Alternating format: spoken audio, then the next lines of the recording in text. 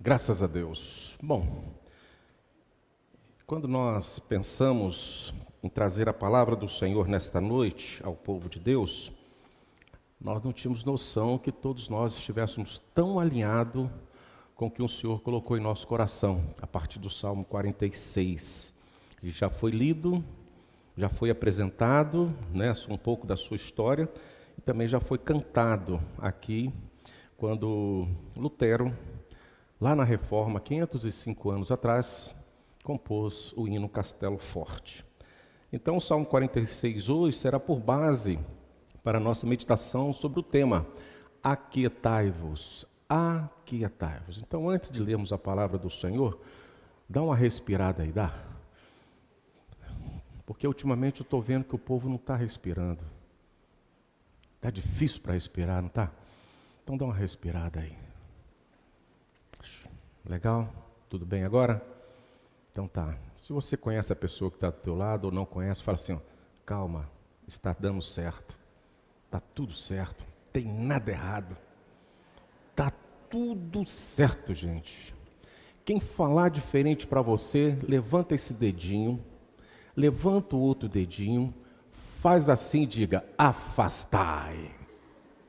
Ok? Se alguém falar para você que está tudo errado, você levanta esse dedinho, levanta o outro e fala assim, afastai. Tem nada errado, está tudo certo. Glória a Deus por isso. Porque nós vamos ver isso na palavra de Deus. E quando eu assumo essa responsabilidade de dizer a você, meu irmão e minha irmã, que está tudo certo, é porque eu sei em quem eu tenho crido. Eu sei quem é o meu Deus. E se tem algo que eu não abro mão de apresentar, uma das principais características do meu Deus, é que Ele é verdadeiramente soberano sobre todas as coisas. E graças a Deus por isso, que Ele é soberano, Ele é absoluto. Ninguém é semelhante a Ele ou se aproxima dEle. Só Ele é soberano. E feliz é você, feliz somos nós, que temos esse Deus. É por isso que nós podemos hoje dizer, aquietai-vos, aquietai-vos. Salmo 46, abra a palavra do Senhor, mesmo assentados, nos fala assim, você já leu, Larinha já leu, foi a Larinha que leu? Foi a Larinha, né? Parabéns, Larinha, que leitura bonita. Cadê a outra? Foi a Melissa? Melissa também leu, Larinha leu, as meninas estão lendo. Meninos, ó, a próxima é vocês, hein? Coragem aí, hein? As meninas estão jóia, nota 10 na leitura, vocês viram aí? Parabéns aos pais aí, pelo incentivo, departamento infantil, que Deus continue abençoando a vida de vocês. E leiam a Bíblia, falando de reforma, o primeiro solo, somente a Escritura, é a base de todos os outros solos, nós vemos isso na nossa classe hoje. Então, se nós não olharmos para a Escritura primeiro, não adianta a fé, não adianta a graça, não adianta a pessoa de Cristo, os outros solos caem por terra. Porque tudo começa com as Escrituras. A base de nossa fé, da nossa existência, é as Escrituras. Então, leia as Escrituras. Persiga as Escrituras. Deseje as Escrituras. Leia sempre. E a palavra de Deus nos fala assim, Deus é o nosso refúgio e fortaleza. Acredite, igreja, Ele é socorro bem presente nas tribulações. Portanto, eu creio que você também, nós não temeremos, ainda que a terra se transtorne. E acredite, se os montes também se abalem e caiam ali nos seios dos mares. Diante dessa situação tão complexa, tão complicada, olha o que está acontecendo. Ainda que as águas tumultuem, espumeja e a sua fúria, os montes se estremeçam, olha o que diz, há um rio, cujas correntes alegram a cidade de Deus, o santuário das moradas do Altíssimo. No meio de uma turbulência tão intensa, o salmista faz surgir para nós uma palavra de esperança e de calmaria. Há um rio, cujas correntes alegram a cidade de Deus. Você consegue imaginar isso? O santuário das moradas do Altíssimo. E por que ele fala isso? Porque ele vai dizer em seguida, Deus está no meio dela. Então perceba uma tempestade extremamente forte, um tsunami, um vulcão em erupção, né? Enfim, uma tempestade torrencial. Imagine Deus caminhando tranquilamente sobre esta situação. Assim é o nosso Deus. Por isso que o salmista diz: Deus está no meio dela, jamais será abalada. Deus ajudará desde antemanhã. Se por acaso a sua vida está passando por uma turbulência tão forte, fala assim: Jesus, que eu sinta a tua presença, para que haja paz, serenidade, tranquilidade, no meio de tantas tormentas. Porque se Deus caminha sobre as tempestades, nós também podemos caminhar com Ele. Bramam nações, reinos se abalam, Ele faz ouvir a sua voz e a terra se dissolve. Presta atenção nesse versículo 7. O Senhor dos exércitos está, o Deus de Jacó é o nosso. Então aceite esse convite: vinde, contemplai as obras do Senhor.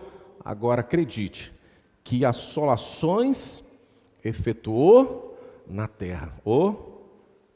Primeiro, venha ver o que Deus está fazendo.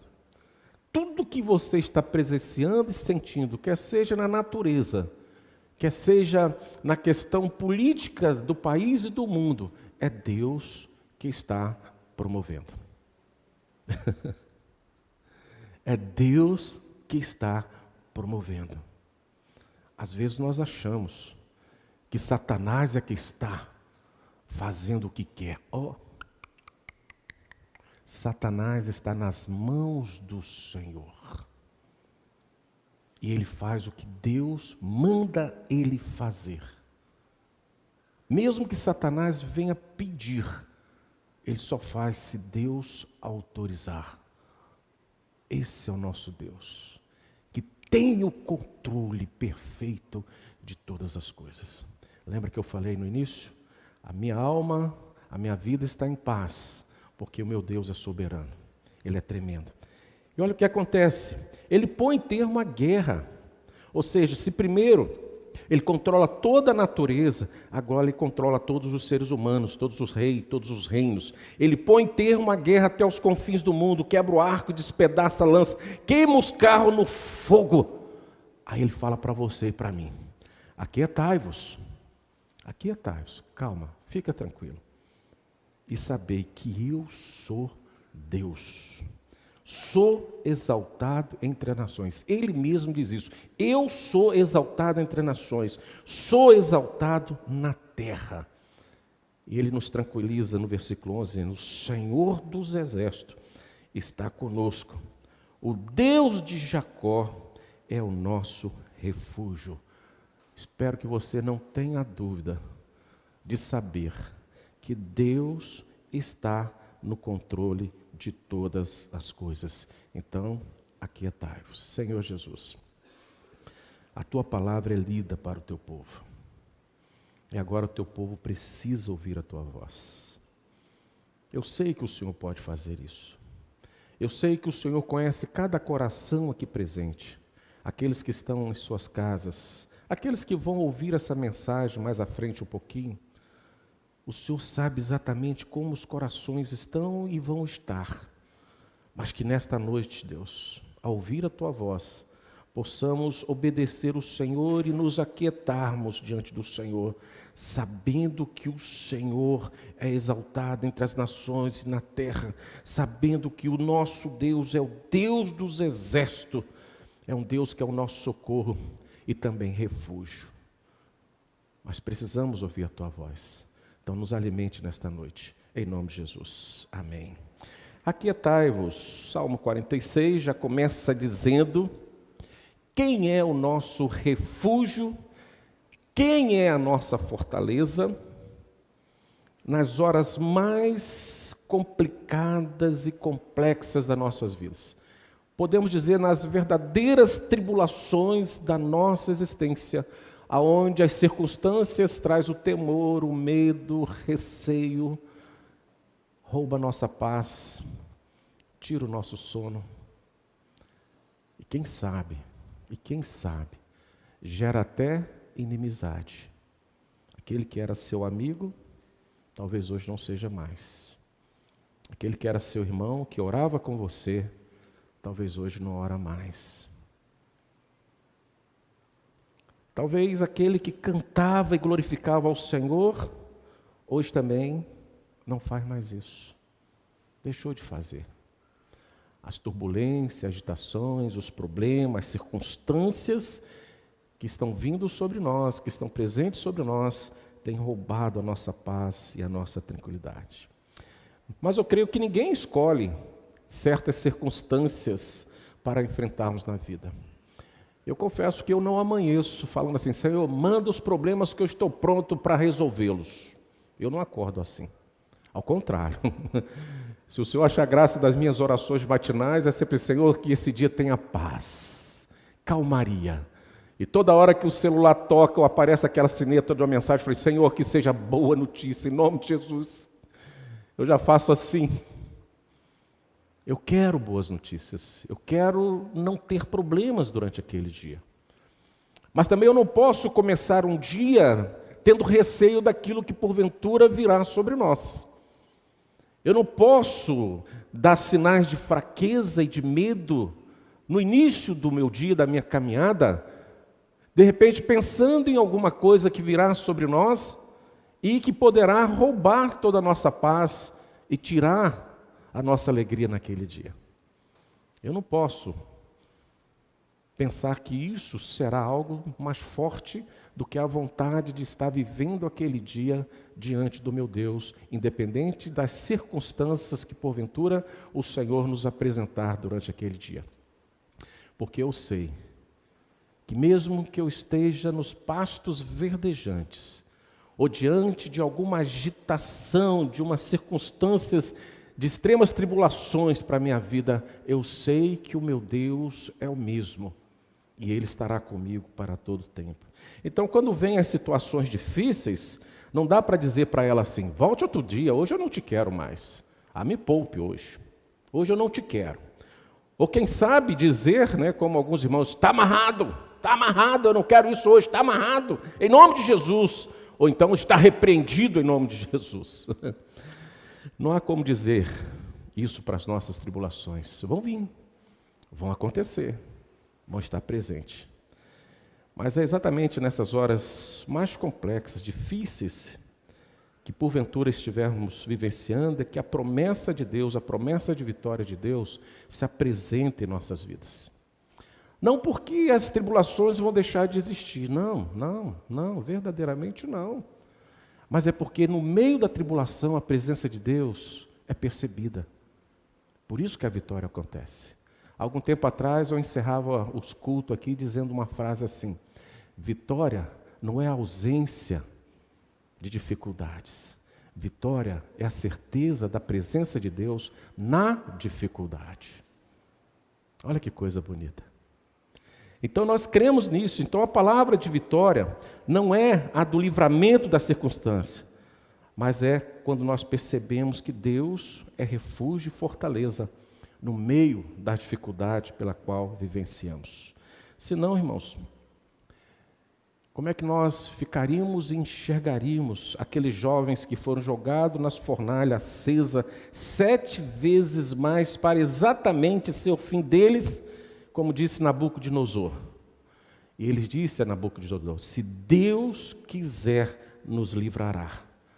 Mas se não quiser, Nabucodonosor, nós não vamos nos curvar diante da sua estátua erguida. Nós não vamos nos curvar. A dificuldade estava ali. O problema estava ali. Mas eles sabiam que mesmo no meio da dificuldade, a sua fé, a sua convicção desse Deus não era abalada. Mesmo que uma fogueira tivesse, um forno tivesse sido aceso 7 vezes mais, com finalidade de dar cabo às suas vidas. Eles repelem isso com a fé inabalável no Deus que eles tinham certeza que estaria com eles, mesmo que eles fossem lançados ali. Não que eles tinham certeza que seriam salvos e libertos, não. mas eles estavam exercitando a fé, que mesmo que eles fossem queimados ou viessem a morrer, eles não iriam fraquejar diante de Deus, porque saberia que Deus estaria com eles e eles permaneceriam com esse Deus para todo sempre. É como se eles estivessem pensando assim: eu encerro, fecho os olhos para esta vida, mas de imediato abro a vida, meus olhos para uma vida eterna, para contemplar o meu Deus.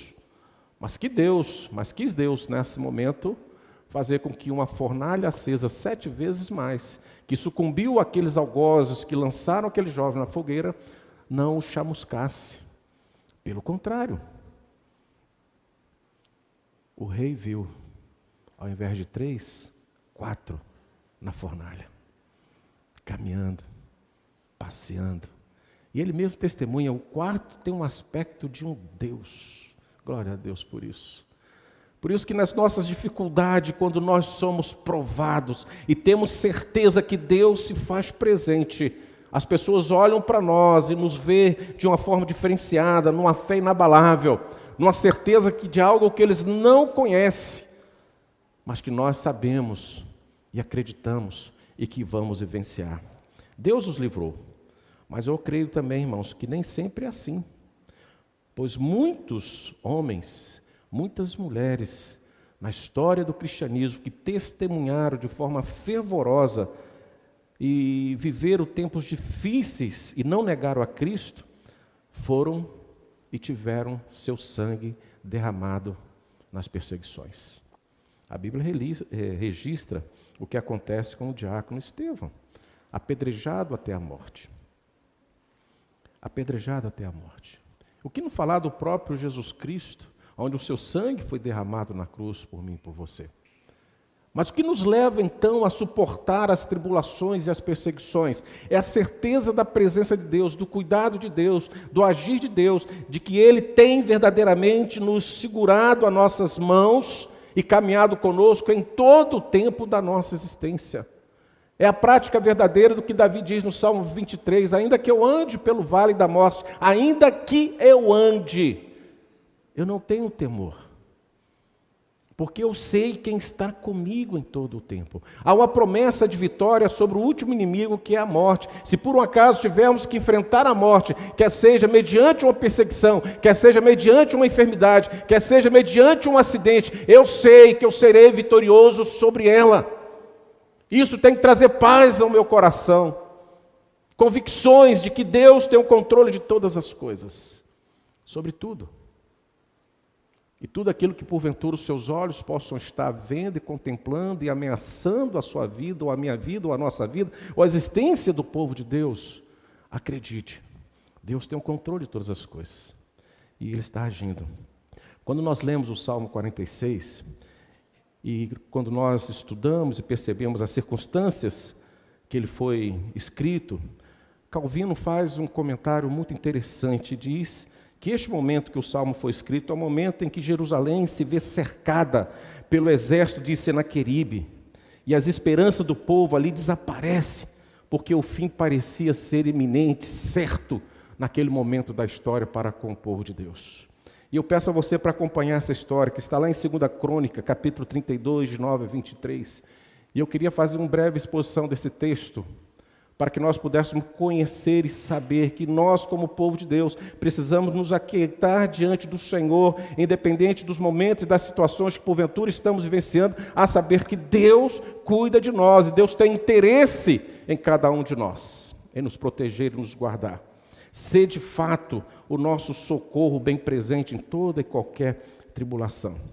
O versículo 9 de 2 Crônica 32 a 23, o texto segue assim, e eu peço licença para ler, e na medida do possível eu vou parando e falando com os irmãos. Senaqueribe, o rei da Assíria, enquanto sitiava a cidade de Laques, enviou embaixadores ao rei Ezequias, com a seguinte mensagem dirigida ao povo de Jerusalém. Então o rei, que estava já saqueando uma cidade, agora direcionava ali a Jerusalém, querendo também sitiar a cidade, perseguir e aniquilar o povo de Deus. A cidade estava cercada por Senaqueribe. Presta atenção nessa narrativa, irmãos. O rei Senaqueribe da Síria pergunta-vos: pensam poder sobreviver ao cerco que porei em Jerusalém, ou a Jerusalém, ele faz essa pergunta ao rei, ele faz essa pergunta ao povo: vocês acham que vocês vão sobreviver ao que eu estou promovendo, como eu estou cercando, como eu vou oprimir vocês? Esta é a visão, esta é a vontade do rei Senaqueribe contra o povo de Deus, contra o rei de Ezequias, contra o profeta Isaías naquele momento. Um desejo de aniquilar, de destruir o povo de Deus. E ele continua dizendo: não serve de nada que o rei Ezequias tente persuadir-vos a um suicídio coletivo, levando-vos a permanecerem na cidade, morrendo de fome e de sede, ao mesmo tempo que vos promete que o Senhor vosso Deus vos livrará do rei da Síria. Ou seja, eles estão cercados. Não tem como sair da cidade para se alimentar. Não tem alimento. Não tem água. Do lado de fora, um exército faminto, cruel, desumano, querendo ali aniquilar o povo do Senhor. E eles mandam alguém ler esta carta para o povo, dizendo assim: vocês ainda dão ouvido ao rei de vocês, Ezequias, que está tentando falar uma falácia ou uma mentira para vocês, para que vocês cometam um suicídio coletivo. Que suicídio coletivo era esse? É crer naquele Deus que Ezequias dizia para o povo: confia em Deus, confie no meu Deus, porque Ezequias veio a Jerusalém e ali promoveu o culto ao Senhor, restaurou o culto ao Senhor, e dizia ao povo: creia no meu Deus, creia no Deus do povo de Israel. Mas Senaqueribe falou assim: isso é impossível. Isso é impossível, isso é suicídio de fé. Você já percebeu quantas vezes um pastor, alguém, um irmão de Deus chega para você e fala assim: aguenta, Deus vai te abençoar. Aguenta, Deus está trabalhando por você. Aguenta, espera mais um pouquinho, não desespere, acalma o coração. Às vezes você já ouviu isso 1 ano, 2 anos, 3 anos, 4 anos, 5 anos, 10 anos, 20 anos, 30 anos. Talvez você ainda ouve isso. Mas é o inimigo tentando fazer com que você não creia nessas palavras verdadeiras, que o Senhor está ao seu lado, lutando por você. É isso que Senaqueribe tenta espalhar ao povo de Deus, para que eles não acreditassem no rei, nem na sua mensagem, que existia um Deus pronto ali para ajudá-los no momento tão complexo daquele cerco ali. Então o rei Ezequias, versículo 12, foi quem mandou destruir todos os santuários, como eu falei, pagãos sobre as colinas, e ordenou que em Judá e Jerusalém se usasse unicamente o altar do templo queimado, apenas ali o incenso, né? Ele era um homem de Deus. Ele restaurou o templo. E versículo 3 diz assim: não percebe que tanto eu como os outros reis da Síria, aí está falando o rei novamente, confrontando o rei Ezequias, o rei da Síria, e outros reis da Síria: antes de mim nunca fomos impedidos de conquistar qualquer nação que atacássemos. Senaqueribe está falando isso, dando assim um currículo só de vitória. Nunca perderam uma batalha. Ninguém pôde impedir a ação dos seus exércitos, nem na história do povo assírio. Imagina esse relatório, irmãos. Diz ali: nenhuma nação conseguiu nos impedir. Versículo 14: qual foi o Deus das nações já conquistadas que foi capaz de fazer alguma coisa para salvar estas terras? Digam-me o nome de apenas um que tivesse podido resistir aos nossos ataques, ou que é que vos leva a pensar que o vosso Deus vos pode salvar? Não se deixe enganar por Ezequias, não acredite nele. Repito, não houve Deus de nação nenhuma que alguma vez tivesse sido capaz de salvar o seu povo da minha mão, nem dos meus antecessores, muito menos o vosso Deus o poderá fazer. Eu acredito assim, irmãos. Enquanto Senaqueribe tentava atacar a nação, a Jerusalém, é uma coisa. Mas quando ele leva a sua guerra para o meio, para o âmbito espiritual, é outra coisa. E ele vai associar o Deus de Israel aos deuses pagãos de outros povos que ele tinha conquistado. E ainda desafia alguém da casa de Deus, fala assim: qual foi o Deus que conseguiu nos resistir? Não houve nenhum Deus. E vocês acreditam que o seu Deus, o Deus de Israel, vai conseguir fazer isso? Não há Deus que consiga nos resistir. Então ele confronta, afronta Deus. Aí a guerra não é mais de Ezequias. A guerra não era mais de Isaías. A guerra não era mais do povo, agora a guerra era de Deus. Deus foi convidado por Senaqueribe a entrar na guerra. Então calma, aquietai-vos, porque quando a guerra é do Senhor, Ele não despreza essa batalha, Ele não foge da batalha, Ele luta por nós e luta conosco. Se posso dizer e classificar um erro de Senaqueribe, foi querer confrontar o Deus de Israel. E se você já conheceu alguém ou já ouviu dizer de alguém que confrontou o Deus de Israel, fique em paz, tranquilize o seu coração. A guerra não é mais sua, não é minha, não é mais da igreja. A guerra agora é de Deus. É o nome dele que está sendo confrontado. Eu nunca pedi ninguém para que confrontasse ou que zombasse do meu Deus. Pelo contrário, eu sempre falo para que o povo possa amar o meu Deus, honrar o meu Deus, submeter a sua vontade, render-se a Ele, prostrar-se a Ele, mas nunca confrontá-lo, nunca amaldiçoá-lo. Maldito é o homem que tenta fazer com que o Deus de Israel e faz da imagem desse Deus uma imagem fraca e acha que o humilha diante das nações e dos povos. Se alguém zombou do nosso Deus, fique em paz, aquietai-vos. A guerra não é nossa, a guerra é de Deus. E Ele luta. E não existe ninguém que saiba lutar como Deus. Versículo 11, o Senhor dos exércitos está conosco. O Deus de Jacó é o nosso refúgio. Ele é o Senhor dos exércitos. Mas como se isso não bastasse, o versículo 16, Senaqueribe vai com a nova metodologia, se posso dizer assim, contra Jerusalém, e envia ali um embaixador.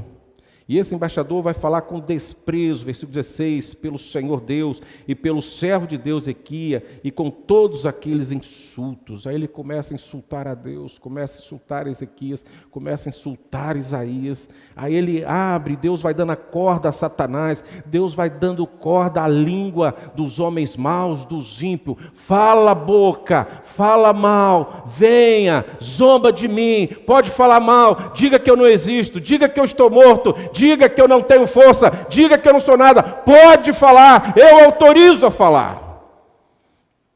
Porque o ímpio só fala quando Deus manda ele abrir a boca, acredite nisso. Porque se Deus falar assim, cala-te, ele cala. Se Deus falar com o ímpio, deita, ele deita. Se Deus falar com o ímpio, rola, rola. Mostra a linguinha, ele vai mostrar a linguinha. Pode ser o ímpio que seja, ele é nada diante de Deus, e Deus dá a corda, pode falar, pode zombar. Então Senaqueribe envia, versículo 17, pelos embaixadores, cartas injuriosas contra o Senhor, o Deus de Israel. E olha o que ele diz: nenhum dos deuses das outras nações conseguiu salvar os seus povos das minhas mãos. O Deus de Ezequias também não conseguirá. Escreveu Senaqueribe e mandou ler isso para o povo de Deus. Zombou de Deus. Zombou do homem de Deus. Achou que o Deus de Israel era semelhante aos deuses de outras nações pagãs, que ele tinha vencido a guerra. Deuses feitos por mão de homens. Só que o Deus de Ezequiel, o Deus de Israel, é o Deus criador de todas as coisas. É Ele que nos fez e ninguém jamais tentou fazê-lo, porque a função de criar é dele. Ele é o único Deus, o único Deus. Ele fala, o Deus de Ezequiel também não conseguirá. E aí os embaixadores, versículo 18, gritaram ameaças em língua judaica, irmãos. O que quer dizer isso? Dirigindo-se ao povo que se juntara às muralhas da cidade, tentando atemorizá-los e desencorajá-los. Ou seja, eles gritavam na cidade, na língua, deixava a língua síria, agora foram falar a língua judaica, para que todos entendessem o propósito daquele momento ali, dirigido ao povo de Deus, zombando de Deus, zombando do rei, zombando do profeta, zombando do povo, com o objetivo de trazer o medo, desencorajar e fazer com que o povo abrisse as portas da cidade e facilitasse o serviço do exército inimigo. Desencorajando, na sua própria língua.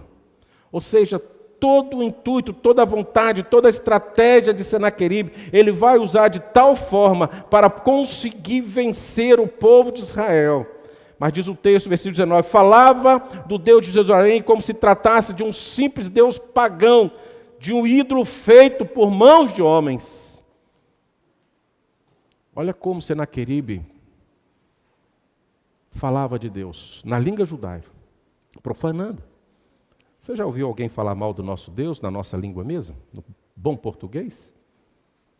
Você já viu alguma dramatização de algumas pessoas que já fizeram em nome do nosso Deus? Você já viu quantas coisas santas e profanas já profanaram em nome do nosso Deus? E nós entendemos tudo aquilo perfeitamente? Eu quero te dizer uma coisa, irmãos. Deus não precisa de advogado.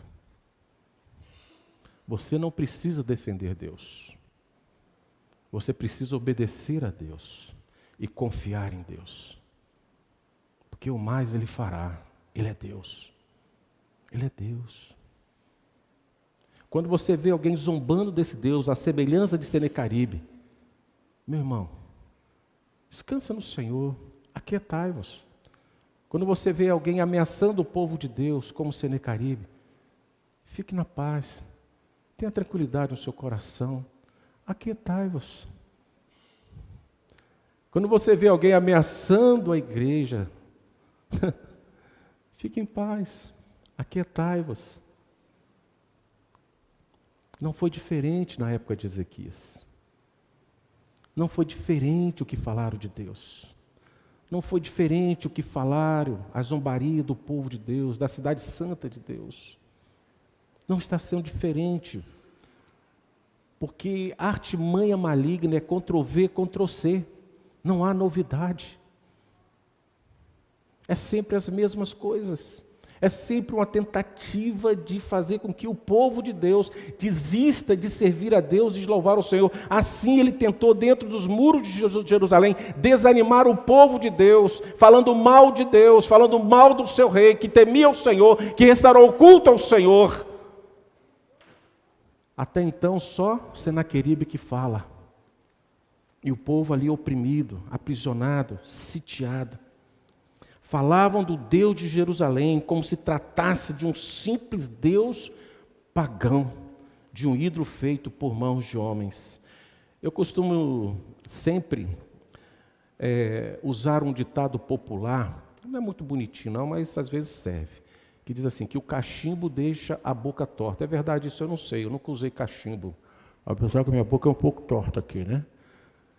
Não sei se isso é verdade, não sei se você já conheceu alguém que fumou cachimbo e a boca dele ficou torta, não sei. Mas há esse ditado popular, não sei se você já ouviu em algum momento. Eu já ouvi isso algumas vezes, que o cachimbo deixa a boca torta, não é verdade? Ou não é verdade? Não sei, mas é um ditado popular. Mas eu acho que isso cabe para Senaqueribe. Ele tinha invadido muitos povos, muitas nações, muitos deuses pagãos e venceu a todos, tanto os seus antepassados como eles. Ele era extremamente vitorioso na guerra.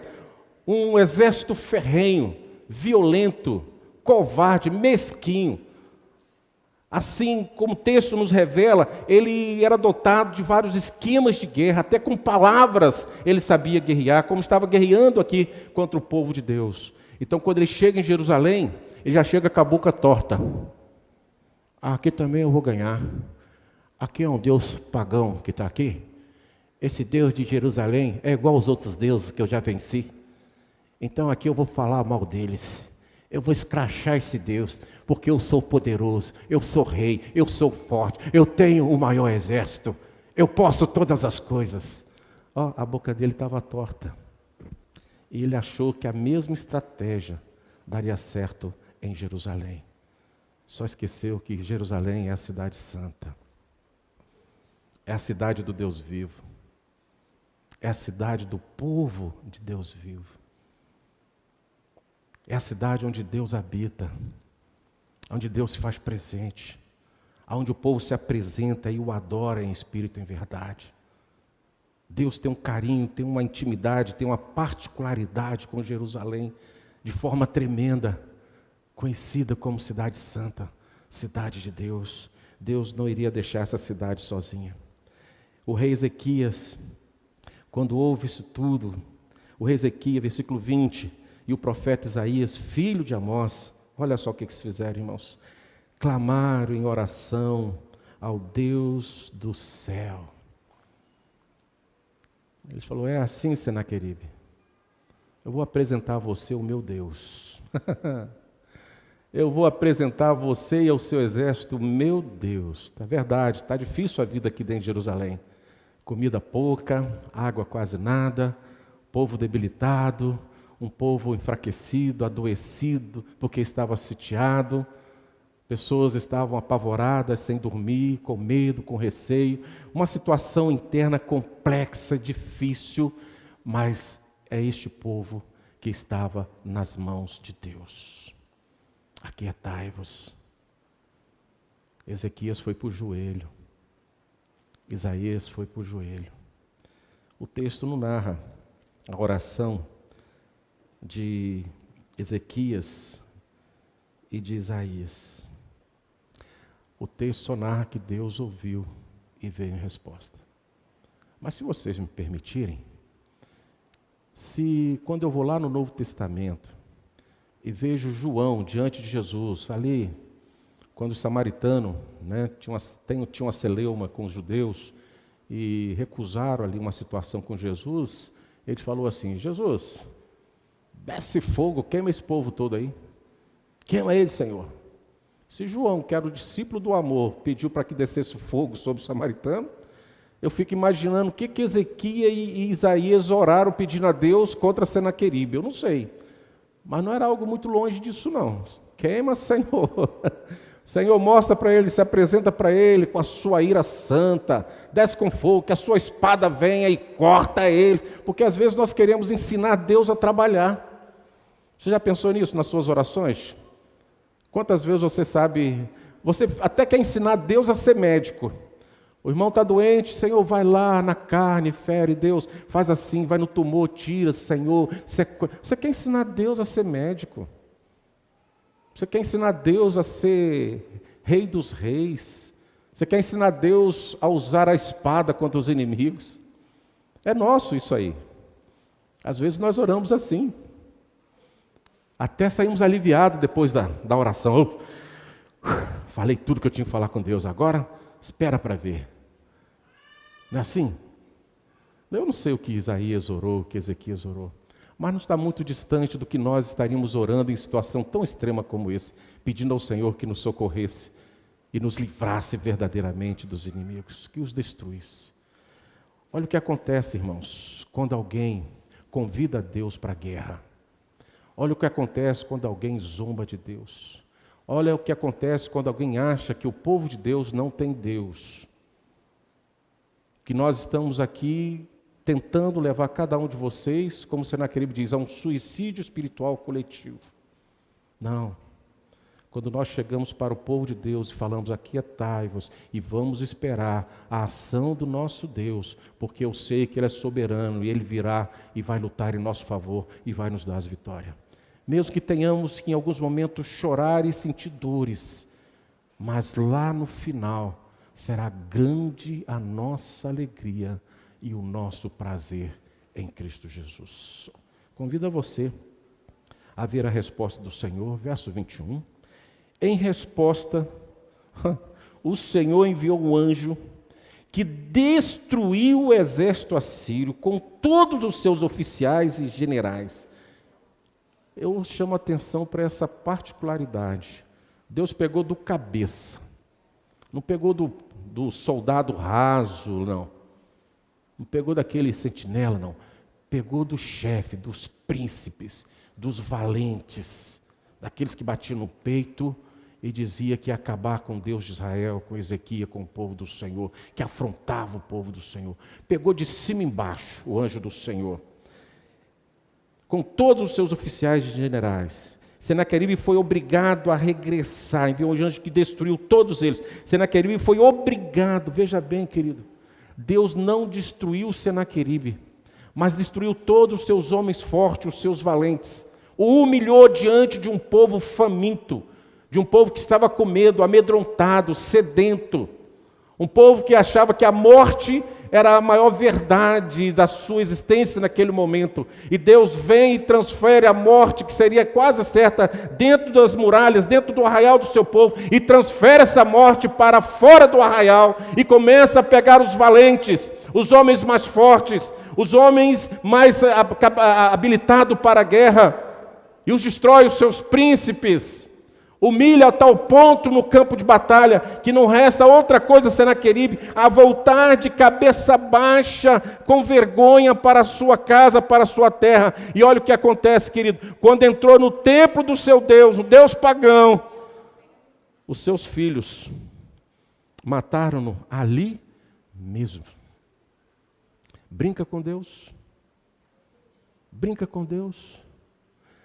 Nenhum soldado de Deus, nenhum do povo de Deus sujou as suas mãos com nenhum soldado de Senaqueribe da Síria, e nenhum valente de Deus matou Senaqueribe.